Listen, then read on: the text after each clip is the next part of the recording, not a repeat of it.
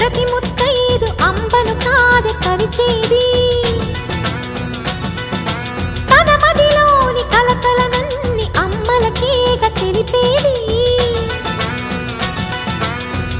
నెలతలే లేకుంటే దేవుడికి నెలవేది భక్తులే రాకుంటే గుడికి ఇక వెలుగేది దయతోటి కుంకుమ పూలు అక్షింతలు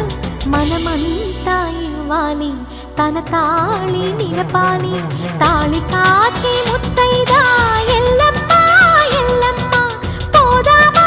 ఎల్లమ్మ ఉసురు